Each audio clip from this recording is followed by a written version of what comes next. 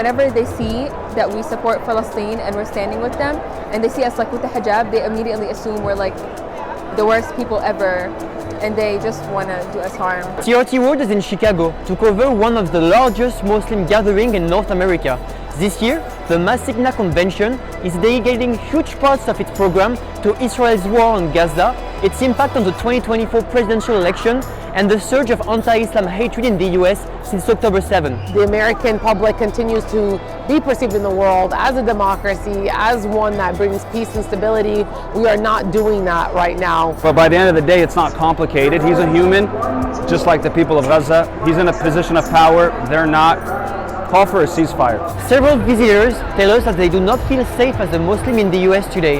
Attack on these college students really sometimes makes me feel unsafe. So you definitely have to watch what you're saying. I do not feel safe either. I saw the news. I saw like the people that are dying from some neighbors who just go and kill their neighbors because they're Muslim. You know what I mean? Assaults, death threats and harassment have been reported all across the country.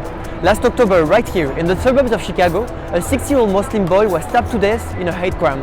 Unfortunately, they target kids and women because A, they're easier to target, and B, the women are a lot more visibly Muslim. The Muslim American experience, especially those of us who are visibly Muslim, has always been challenging in the US context, but especially now, over the past 80 plus days, it has been feeling more ostracizing and more isolating. So on our college campus, I go to Rutgers University. Some of these members were suspended from the campus because they were holding an event for Gaza.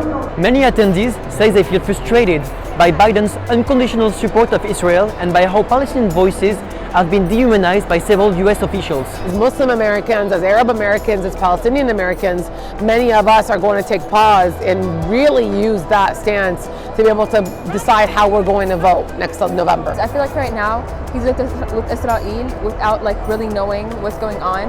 I know for sure, like me personally, I would not elect Biden again. But many attendees tell us that the recent wave of solidarity with Palestinians, both in the US and globally, gives them hope for the future. As a Muslim American, I'm very proud to see when I look around in the protests, I would say the majority of people there are not Muslim necessarily, right? A Jewish Voice for Peace has been putting in a lot of work. The solidarity movement has been so powerful. It gives me goosebumps just thinking about it.